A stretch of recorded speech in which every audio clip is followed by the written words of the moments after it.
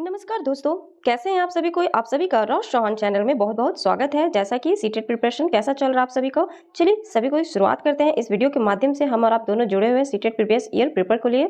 सबसे पहली बात मैं आपको बताना चाहूँगी प्रीवियस ईयर पेपर ये कब का हो रहा है? तो सीटेट प्रीवियस ईयर जो हो रहा है ये आपका 2018 का, जैसा कि पेपर 1 आप देख चुके हैं। नहीं देखे तो मेरे वीडियो के डिस्क्रिप्शन में भी लिंक दिया हुआ है, साथ ही साथ क्लिक करके देख सकते हैं। और पेपर 1 आप सीटेट यानी कि पेपर 1 कहने का तात्पर्य जो 1 to 5 लेवल के लिए जो भी परीक्षार्थी तैयारी कर रहे हैं, और ये पेपर 2 होगा 2018 का, जो कि दिया गया था आपका 6 to 8 के लिए। फ्रेंड्स यहाँ पर आप देख सकते हैं कि यहाँ पर आपको टोटल एक मैं बता दूं ऑफलाइन में 64 प्रिंटेड पेज आपको मिलेगा बुकलेट, ओके, जो कि ऑफलाइन मोड पे ये एग्जाम लिया जा रहा है, जैसा कि आप जान रहे हैं अच्छे से। साथ ही साथ पेपर 2 या पेपर 1 आपका इतना पेपर का रहेगा। पेपर की बात करें तो पेपर आप देख सकते हैं माय फ्रेंड्स, यहाँ पर आपको 5वां नंबर में दिया गया है कि जो लेवल भाग आपका 1 2 3 4 5 रहेगा, इन पांचों में आपको टोटल 150 ओके यानी कि वस्तुनिष्ठ प्रश्न पूछे जाएंगे, जो कि हर प्रश्न एक अंक का होगा और एक क्वेश्चन होगा, ओके, क्वेश्चन मार्क। तो यहाँ पर भाग 1 में आपको सीडीपी जो कि बाल विकास और शिक्षा शास्त्र पूछा जाता है। भाग 2 की बात करें तो गणित व विज्ञान, जिन्हें मैथमेटिक्स एंड साइंस कह सकते हैं।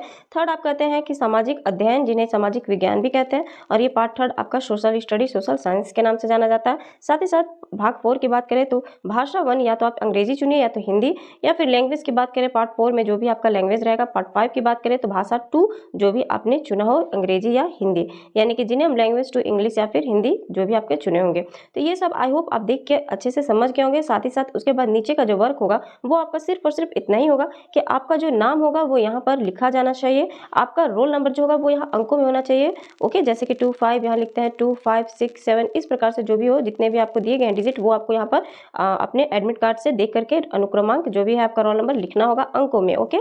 साथ ही साथ यहाँ पर शब्दों में इसी रोल नंबर को आपको यहाँ पर भरना पड़ेगा, TWO2 FIV5 इस प्रकार से करके आपको इसको डिजिट में यानी वर्ड्स में इसको लिखना होगा, जो भी आपका रोल नंबर होगा। यहाँ पर परीक्षार्थी यानी परीक्षा केंद्र जो भी आपका वो बड़े बड़े अक्षरों में यहाँ पर लिखना होगा, और यहाँ पर आपके हस्ताक्षर जरूरत पड़ेंगे। बस इतना काम आपको कर लेना होगा।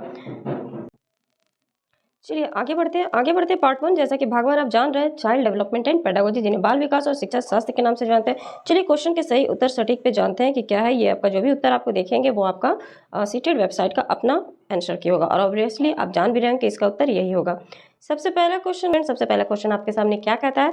कहता है कि शरीर के केंद्रीय भाग से परिधियों, ओके, यानी कि परिधियों या अंगरांगों की ओर का विकास किस चीज को दर्शाता है? ओके, इनमें से क्या दर्शाता है? क्या ऑप्शन 1 वो विकिरणीय विकास के सिद्धांतों को दर्शाता है, या फिर विकेंद्रीकृत विकास के सिद्धांतों को दर्शाता है, या फिर मध्य बाह्य ओके विकास के सिद्धांतों को, या फिर सोपानीय विकास के सिद्धांतों को दर्शाता है? सही उत्तर की बात करें, क्योंकि देखते हैं लॉन्ग 30 क्वेश्चंस पूरे सीडीपी के लेने हैं करने हैं, इसलिए थोड़ा सा फास्ट करेंगे, ओके। तो सबसे पहली बात कि इनके चलिए उत्तर की बात करते हैं। तो उत्तर क्या होगा? वो होगा आपका ऑप्शन शरीर के केंद्रीय भाग से जो परिधियों या अंगरांगों की ओर का विकास करते हुए जो दिखाता है वो होता है ऑप्शन 3 मध्य भाग विकास के सिद्धांतों, ओके, जो कि यहाँ central parts of the body से कह रहा है आपका एक्सट्रीमेट्स डिनोट, ओके, यानी कि ये बाहरी ओर जा रहा है, सेंट्रल पार्ट्स ऑफ द, क्योंकि केंद्रीय भाग से बोल रहा है ना बाहर की ओर, तो यहाँ पर अंगरांगों की ओर यानी कि अंगरांगों की ओर केंद्रीय भाग से, तो वो आपका थर्ड ऑप्शन बाह्य यानी मध्य बाह्य विकास के सिद्धांतों का सही ऑप्शन हो जाएगा। सेकेंड क्वेश्चन की बात करें माय फ्रेंड्स, तो यहाँ पर स्कूल बच्चों के, ओके, स्कूल की बात कर रहा है, तो यहाँ पर स्कूल बच्चों के समाजीकरण की एक ऐसी संस्था है जहाँ ऑप्शन 1 प्रमुख स्थान स्कूली बच्चों का ही होता है, यानी कि कहा जाया जा रहा है, या फिर प्रमुख स्थान वह है ये स्कूल की दिनचर्या पर ये मतलब होता है, या फिर प्रमुख स्थान है जो स्कूल की गतिविधियों का होता है। यहाँ क्या कह रहा है आपसे? स्कूल की गतिविधियों का होता है। या ऑप्शन 4 प्रमुख स्थान जहाँ स्कूल के शिक्षकों का होता है। तो सही उत्तर क्या होगा वो देखना आपको। यहाँ चारों ऑप्शन में से आप देख सकते हैं कि सही उत्तर क्या अप्रोप्रिएट बैठ रहा है, कि स्कूल जो है वो बच्चों के सामाजिकरण की किस प्रकार की संस्था है। आखिर कैसी संस्था? हम सब जानते हैं ना, सामाजिकरण की संस्था में स्कूल भी आते हैं, ओके, परिवार भी आता है, हर कोई आता है। तो जो स्कूल है वो किस प्रकार की संस्था है? क्या वो स्कूल बच्चों के लिए संस्था है, या दिनचर्या के लिए, या सिर्फ स्कूल की गतिविधि के लिए, या शिक्षकों के लिए? तो शिक्षकों के लिए तो होगा नहीं, सिर्फ गतिविधि या दिनचर्या। ऑब्वियसली ऑप्शन 1 जो सही उत्तर इसका अप्रोप्रिएट बैठ रहा है वो आपका हो जाएगा option number 1, okay. Next question कर बढ़ते हैं। नेक्स्ट क्वेश्चन थर्ड क्या कहता है आपसे कि जब आप एक शिक्षक समूह से जुड़ जाते हो, ओके, जब आप स्कूल में पढ़ाने के लिए जाते हैं, शिक्षक समूह से आप जुड़ जाते हो, तो वहां पर आप देखते होंगे कि अपने समूह के अन्य लोगों की तरह ही आपको पोशाक धारण करने लगते हो, ओके। जैसे टीचर्स के लिए भी जो भी यूनिफॉर्म्स होते हैं वो भी आप यदि धारण कर रहे हो, तो वो क्या प्रदर्शित कर रहा है। ओके, किस प्रकार का मतलब ये प्रदर्शन है। क्या वो ऑप्शन 1 समूह की पहचान का प्रदर्शन है, ऑप्शन 2 समूह आज्ञाकारिता का प्रदर्शन कर रहा है, या फिर समूह निर्देशन अनुपालन का, या फिर फोर्थ ऑप्शन है समूह की अनुरूपता का। सही उत्तर की बात करें माय फ्रेंड्स तो आप खुद भी देखिए कि किस चीज का वो प्रदर्शन कर रहे हो। ओके, यानी कि आप प्रदर्शन कर रहे होते हैं ऑप्शन नंबर 4 समूह की अनुरूपता। ओके, कि जिस प्रकार से यहाँ पर लिखा हुआ है कि कंफॉर्मिटी। ओके, जिस प्रकार से स्कूल के समूह के यानी बाकी शिक्षकों से आप जुड़ने के बाद जैसे अन्य लोग के पोशाक धारण किए हुए उसी प्रकार से आप भी स्वयं उसी प्रकार से पोशाक धारण किए हुए हैं, तो आप प्रदर्शन कर रहे हैं समूह की अनुरूपता का। ओके, आप समूह की अनुरूपता का प्रदर्शन कर रहे हैं। ऑप्शन 4 की बात करें माय फ्रेंड्स, क्वेश्चन नंबर 4 देखिए क्या कहता है। क्वेश्चन नंबर 4 आपसे कह रहा है कि किसी वस्तु के अस्थायित्व की अवधारणा पियाजे के विकास के ब्लैंक चरण में प्राप्त हो जाती है। ऑप्शन 1 यहाँ पर कहता है संवेदी गामक, ऑप्शन 2 कहता है पूर्व परिचालन, ऑप्शन 3 कहता है मूर्त परिचालन, ऑप्शन 4 कहता है औपचारिक परिचालन। तो चलिए यहाँ पर आप देख सकते हैं कि वस्तु अस्थायित्व का आ गया है अवधारणा की बात, और वो कौन किनके द्वारा, पियाजे के द्वारा। ओके, तो आप वस्तु यानी कि जो आप ऑब्जेक्ट परमानेंस का नाम सुनते के साथ दिमाग में एक ही चीज आना चाहिए आपके, वो है आपका ऑप्शन नंबर 1, यानी कि वो आपका आना चाहिए सेंसरी मोटर से। ओके, तो जो सही उत्तर हो जाएगा क्वेश्चन नंबर 4 का वो आपका हो जाएगा ऑप्शन नंबर 1, न कि पूर्व परिचालन, न कि मूर्त परिचालन, और न ही औपचारिक परिचालन। ओके, चलिए नेक्स्ट क्वेश्चन की ओर बढ़ते हैं। Question number 5। क्वेश्चन नंबर 5 क्या कहता है माय फ्रेंड्स, क्वेश्चन नंबर 5 आपसे कह रहा है कि यहाँ पर व्यक्तिगत शिक्षा कार्यक्रम की योजना ब्लैंक के संदर्भ में बनाई जाती है। अब आप बताइए किस चीज के संदर्भ में बनाई जाती है इन ऑप्शंस में से। ऑप्शन नंबर 1 विशेष शिक्षा कार्यक्रम के, या फिर ऑप्शन 2 बाल केंद्रित शिक्षा कार्यक्रम के, ऑप्शन 3 मुक्त विद्यालयी शिक्षा कार्यक्रम, या ऑप्शन 4 ई आधारित अधिगम शिक्षा कार्यक्रम के संदर्भ में बनाई जाती है। तो सही उत्तर क्या होगा कि क्वेश्चन क्या करा, व्यक्तिगत शिक्षा कार्यक्रम। ओके, व्यक्तिगत शिक्षा कार्यक्रम किसकी योजना के अकॉर्डिंग मतलब बनाया जाता है। तो हम जानते हैं इंडिविजुअलाइज्ड जो एजुकेशन प्रोग्राम है उसका प्लानिंग जो किया जाता है वो ऑब्वियसली हम पढ़ रहे हैं child centre education programme. Okay, या जिन्हें हम बोलते हैं बाल केंद्रित शिक्षा कार्यक्रम, क्योंकि ये जो शिक्षा का कार्यक्रम है ये बालकों को ध्यान में रखते हुए बनाया गया है, इस कार्यक्रम के संदर्भ में बनाई जाती है। नेक्स्ट क्वेश्चन क्या आ जाए माय फ्रेंड, 6 नंबर देखिए कितना इंपॉर्टेंट अच्छा दिया है क्वेश्चन, कि ब्लैंक महीनों की आयु के बीच अधिकांश बच्चे शब्दों को मिलाकर छोटे छोटे वाक्यों में बोलना शुरू कर देते हैं। ओके, अब आप बताइए कि कौन सा वो महीना होता है, किस आयु के बच्चे होते हैं जो छोटे छोटे वाक्यों को बोलना शुरू कर देते हैं। क्या वो ऑप्शन 1 12 से 18 होते हैं, ओके, महीने की आयु, या ऑप्शन 2 18 से 24 महीने की आयु में, या ऑप्शन 3 24 से 30 महीने की आयु में, या ऑप्शन 4 30 से 36 महीने की आयु में। तो ऐसा कौन सा आयु है बच्चों का जो छोटे छोटे वाक्यों को बोलना शुरू कर देते हैं मिला करके। तो सही उत्तर की बात करेंगे माय फ्रेंड्स, लेकिन आप ये भी माइंड में कमेंट्स में बिल्कुल लिखते जाइए कि आंसर क्या होगा। यदि आप कमेंट में लिखोगे तो आपको ये रिमेंबर अच्छे से होगा, यदि आप अपना गैसिंग भी लिखते चले तो और भी बेटर होगा। तो ऑप्शन जो सही बात करेंगे वो हो जाएगा आपका ऑप्शन नंबर 2, 18 से 24 महीने की आयु एक ऐसी आयु होती है जिनमें अधिक से अत्यधिक यानी कि बोल सकते हैं ज़्यादा से ज़्यादा बच्चे छोटे छोटे वाक्यों को बोलना शुरू कर देते हैं। चलिए नेक्स्ट क्वेश्चन की ओर बढ़ते हैं। नेक्स्ट क्वेश्चन आपका आ गया इंटेलिजेंसी से। ओके, बुद्धि लब्धि से। बुद्धि लब्धि से क्या क्वेश्चन है, वो है क्वेश्चन आपका 7 नंबर क्वेश्चन आपका है कि यहाँ पर बुद्धि लब्धि या आईक्यू की अवधारणा दी गई थी। अब बताइए किनके द्वारा दी गई थी, इसमें भी बहुत कंफ्यूजन हो जाता है। ऑप्शन 1 की बात करें गेल्टॉन के द्वारा, या फिर ऑप्शन 2 बिने के द्वारा, ऑप्शन 3 स्टर्न के द्वारा, या फिर ऑप्शन 4 टर्मन के द्वारा। तो यहाँ पर सही ऑप्शन की बात करें तो क्वेश्चन नंबर 7 का आपका सही जवाब हो जाएगा ऑप्शन नंबर 3। ओके, यहाँ पर स्टर्न के द्वारा ही दी गई थी बुद्धि लब्धि की आईक्यू, क्योंकि आईक्यू की अवधारणा किसने दी थी वो पूछ रहा है आपसे। यहाँ पर पूछ रहा है आईक्यू वाज डेवलप्ड बाय किनके द्वारा दी गई थी, ये जो कंसेप्ट लाया गया था इंटेलिजेंस से। ओके, तो इनसे रिलेटेड बताइए कि वो स्टर्न के द्वारा ही दी गई थी, बिने के द्वारा। 8 नंबर में क्वेश्चन में आप देखते हैं माय फ्रेंड्स के सृजनात्मकता को ब्लैंक की अवधारणा से संबंधित माना जाता है। अब आप बताइए कि क्रिएटिविटी को किससे रिलेटेड माना जाता है इस कंसेप्ट के बारे में। तो यहाँ पर आपको पहला ऑप्शन देखने को प्राप्त हो रहा है कि द्रव बौद्धिकता से, ऑप्शन 2 देखने को आपको प्राप्त हो रहा है रवादार बौद्धिकता से, ऑप्शन 3 अविस्तृत सोच, या ऑप्शन 4 विविध सोच के द्वारा। तो यहाँ पर सही उत्तर की बात करें तो सृजनात्मकता की जहाँ तक बात करें तो वो आपको ज्यादातर यहाँ पर विविध सोच से देखने को प्राप्त मिलेगा, बिल्कुल मिलेगा ना, क्योंकि जिसमें एक सोच नहीं अनेकों सोच है सम्मिलित वो आपका क्रिएटिविटी में ही आएगा। और ये कन्वर्जन तो बिल्कुल भी नहीं होगा क्योंकि ये सिर्फ एक ही सोच को दर्शाता है। ओके, न कि रवादार और न द्रव। ओके, तो यहाँ पर आपका विविध जिन्हें डाइवर्जेंट जहाँ पर आपका ध्यान जाए वो समझ जाइए कि सबसे बेस्ट और बेटर टू बेटर आंसर होगा एप्रोप्रिएट। 9 क्वेश्चन देखिए आपसे क्या कहता है माय फ्रेंड्स, क्वेश्चन नंबर 9 की ओर आ जाइए। किसी भाषा के स्वीकृत ध्वनि संयोजनों को इसके नियमों के अंतर्गत बनाया जाता है।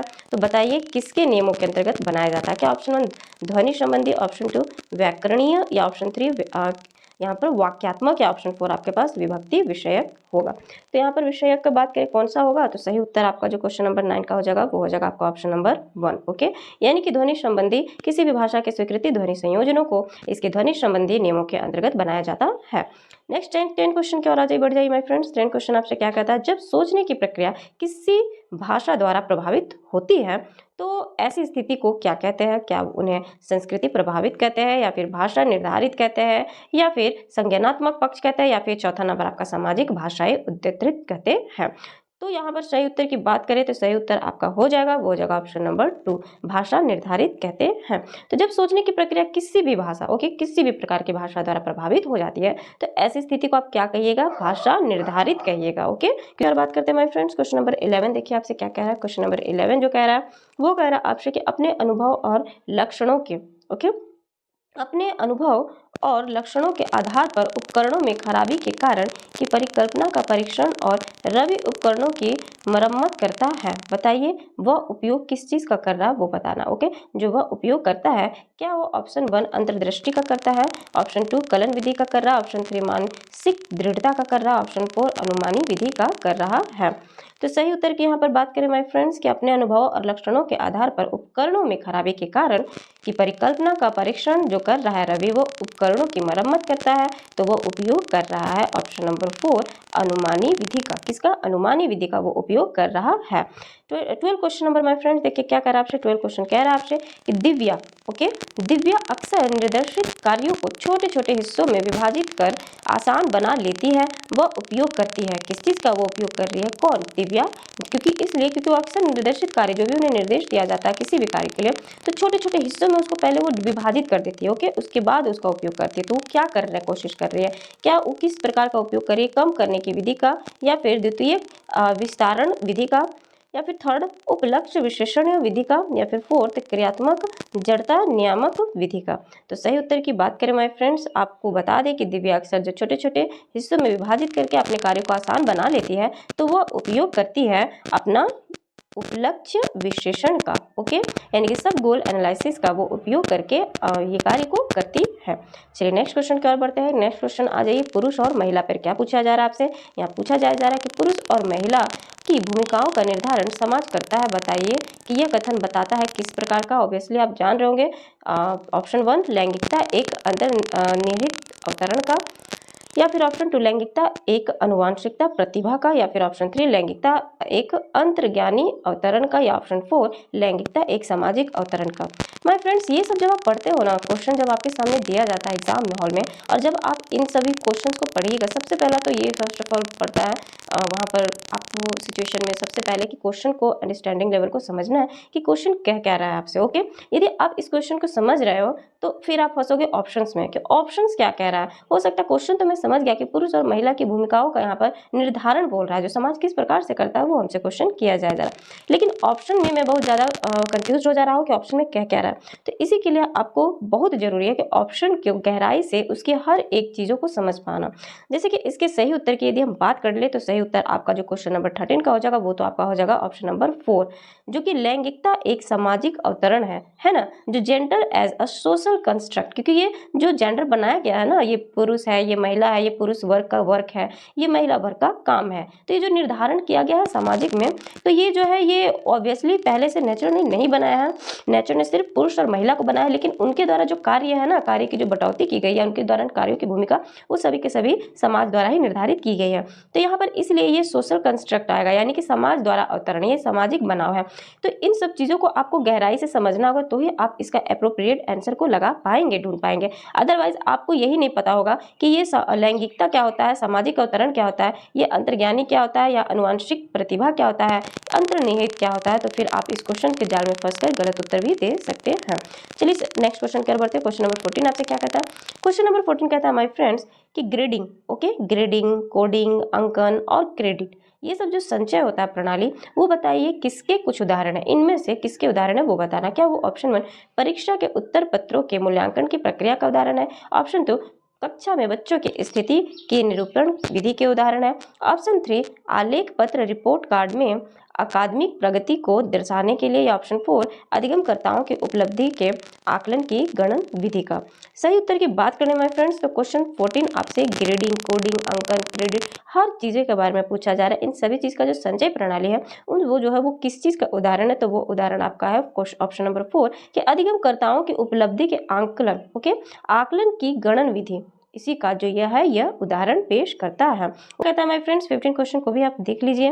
15 क्वेश्चन कह रहा है आपसे यहाँ पर कि अधिगमकर्ताओं की उपलब्धि का आकलन शिक्षकों की सहायता करता है। बताइए किस प्रकार से करता है। क्या ऑप्शन 1 अधिगमकर्ताओं के प्रदर्शन का रिकॉर्ड रखने में, या ऑप्शन 2 शिक्षक अधिगम विधियों की प्रभावशीलता का मूल्यांकन करने में, या ऑप्शन 3 कक्षाओं में अधिगमकर्ताओं के क्षमता समूह बनाने में, या ऑप्शन 4 शिक्षण के लिए अधिगम गतिविधियों की सूची तैयार करने में। सही उत्तर की बात करें माय फ्रेंड्स तो क्वेश्चन नंबर 15 का आपका सही जवाब जो हो जाएगा वो हो जाएगा आपका ऑप्शन नंबर 2, ओके। यानी जो शिक्षण अधिगम है तो अधिगमकर्ताओं की उपलब्धि का आकलन जो शिक्षकों की सहायता करता है वो इसलिए करता है ताकि वो शिक्षण अधिगम में जो भी इनका शिक्षण अधिगम विधियां हैं उसकी प्रभावशीलता का मूल्यांकन करने में।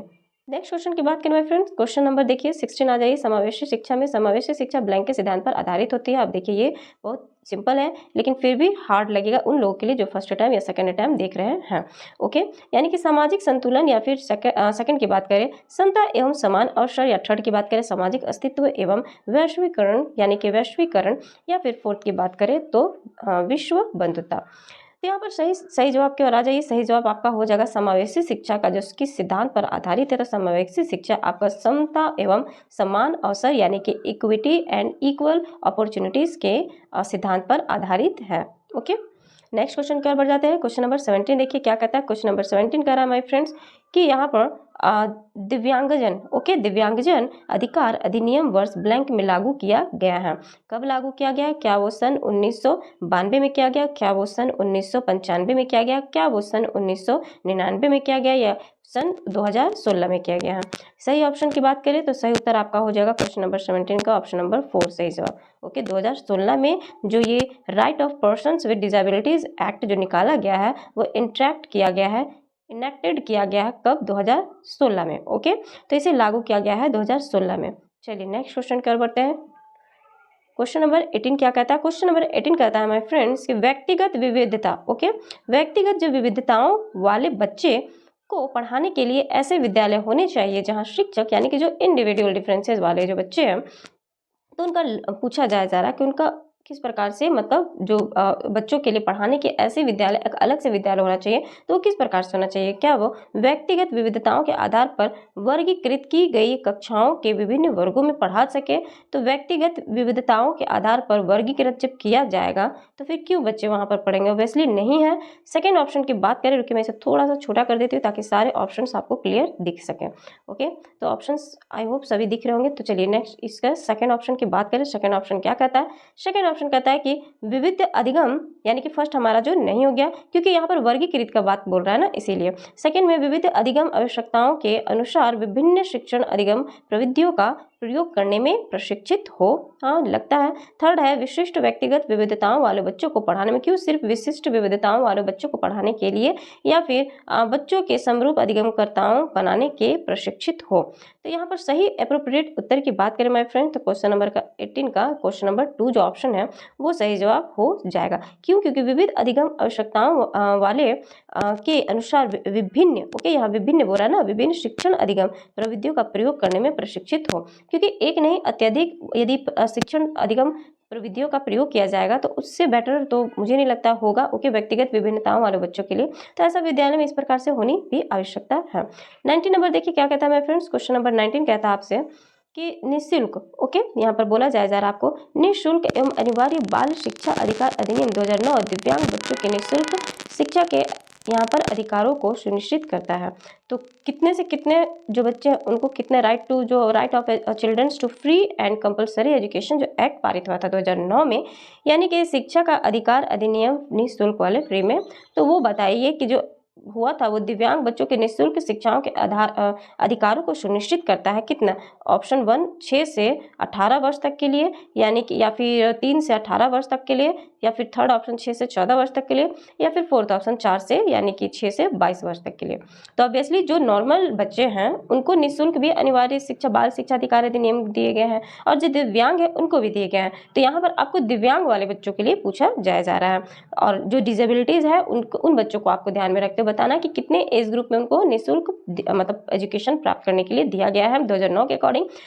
तो वो दिया गया है आपका। सही उत्तर की पहले बात कर लेते हैं, तो वो हो जाएगा आपका ऑप्शन नंबर यहाँ पर 19 क्वेश्चन का ऑप्शन नंबर 1, जो कि 6 से 18 वर्ष तक के लिए दिया गया। अब मैं बोलूँगी जो वैसे बच्चे जो बिल्कुल भी दिव्यांग नहीं है, ओके, यानी कि जो डिजेबिलिटी से ग्रस्त नहीं है, नॉर्मल बच्चों की बात करें, तो उनको कितने से कितने एज ग्रुप रखा गया है? तो उनको 6 से 14 वर्ष का एज ग्रुप रखा गया है, ओके, जिन्हें हम 1 to 8 क्लास तक के लिए जो जानते हैं सरकारी स्कूल के माध्यम से।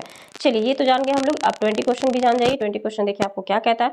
20 क्वेश्चन कहता है माय फ्रेंड्स कि विविध, ओके, विविध अधिगमकर्ताओं के लिए सुगम्य स्वरूपों में शिक्षण अधिगम सामग्रियों प्रदान करने का तात्पर्य क्या है? तो ऑप्शन नंबर 1 सार्वभौमिक समावेशी शिक्षा के नैतिक विचार है, या ऑप्शन 2 शिक्षण व्यावसायिकता की सार्वभौमिक संहिता है, या ऑप्शन 3 शिक्षण के सार्वभौमिक मानववादी दृष्टिकोण, ऑप्शन 4 अधिगम की सार्वभौमिक संरचना है।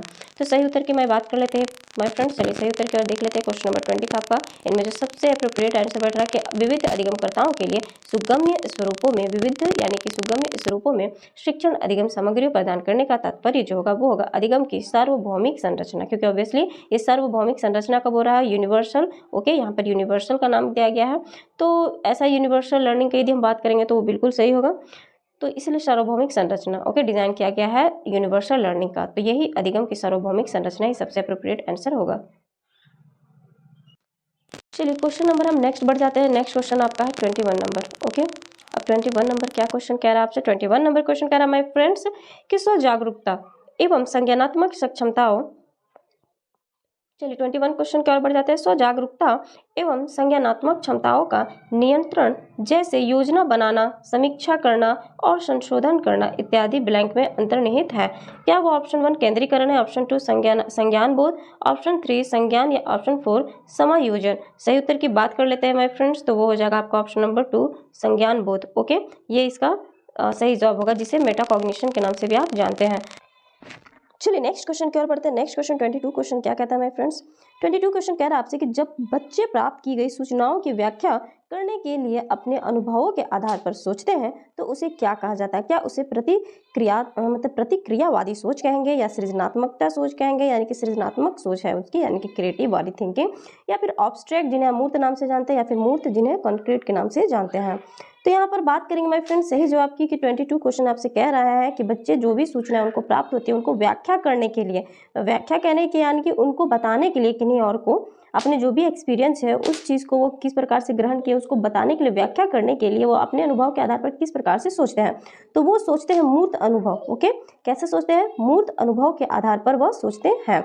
नेक्स्ट क्वेश्चन देखिए 23 आपसे क्या कह रहा है? 23 क्वेश्चन कह रहा है माय फ्रेंड्स कि यहाँ पर अधिगमकर्ताओं को व्यक्तिगत क्षमता के आधार पर, ओके, व्यक्तिगत क्षमता के आधार पर उनकी कठिनाइयों के विभिन्न स्तरों को ध्यान में रखते हुए पढ़ाने की विधि को क्या कहा जाता है वो बताना। ऑप्शन 1 विभेदी अनुदेशन कहेंगे, ऑप्शन 2 चयनित अनुदेशन कहेंगे, ऑप्शन 3 सटीक शिक्षण कहेंगे, या ऑप्शन 4 त्रुटिहीन अनुदेशन कहेंगे?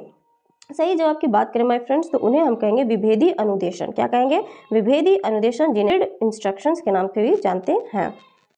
चलिए नेक्स्ट क्वेश्चन देखिए आपको क्या कहता है क्वेश्चन, यानी कि जो 24 क्वेश्चन है वो कह रहा है आपसे कि प्रतिपालन अधिगम का एक विशिष्ट चरण है जो अधिगम के ब्लैंक चरण का पूर्ववर्ती है। ऑप्शन 1 अधिग्रहण, ऑप्शन 2 अभिप्रेरण, ऑप्शन 3 आत्मनिर्भरता, ऑप्शन 4 सामान्यीकरण। सही उत्तर की बात करें माय फ्रेंड्स तो वो हो जाएगा 24 क्वेश्चन नंबर का ऑप्शन नंबर 4, जिन्हें हम सामान्यीकरण यानी कि जनरलाइजेशन के नाम से जानते हैं। ओके नेक्स्ट क्वेश्चन की ओर बढ़ जाते हैं।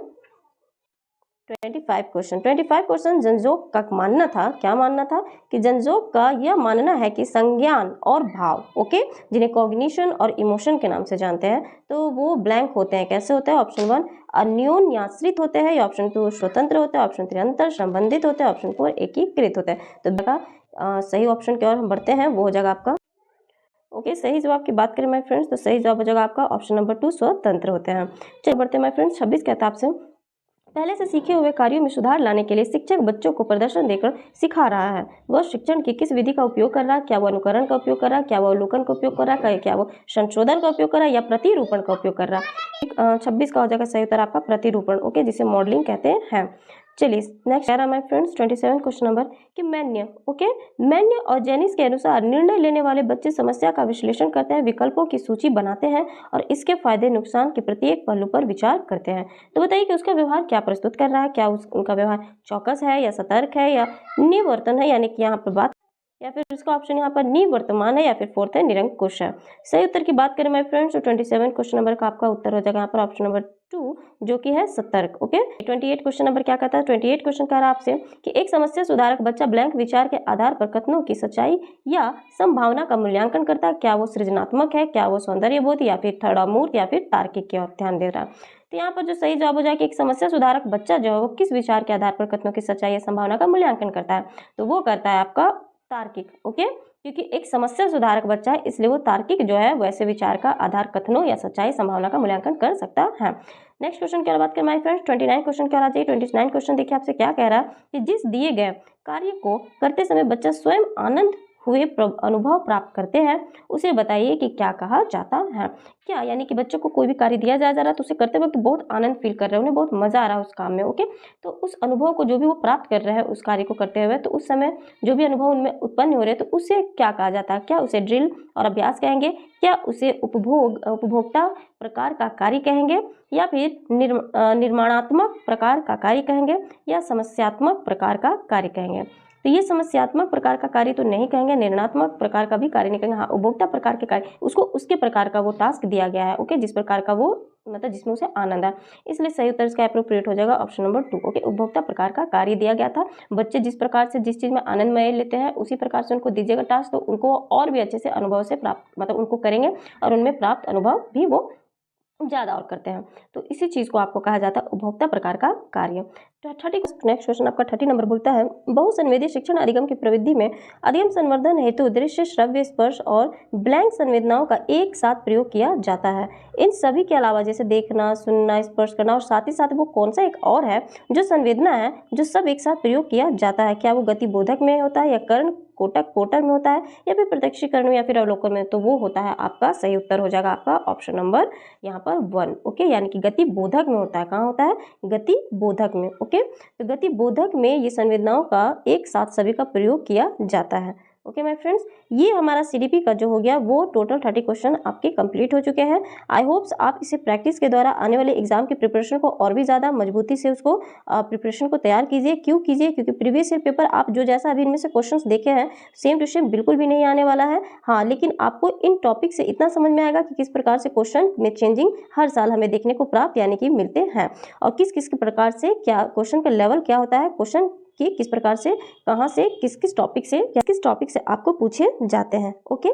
तो माय फ्रेंड्स इसी प्रकार से निरंतर 2018 वैसे तो 2011 से चल रहा है प्रीवियस ईयर पेपर, लेकिन ज़्यादातर 2015 के बाद से जो है यानी कि 16 हो या फिर 18, 19, 20, 21, 22, 23 इन सब पेपर्स को आप कीजिए तो ज़्यादातर आपके लिए सहायक प्रदान होगा, ओके। ये वीडियो पसंद आया हो तो प्लीज़ आप इस वीडियो के लिए ना सही लेकिन इस मेरे मोटिवेशन के लिए एक लाइक बिल्कुल कीजिएगा।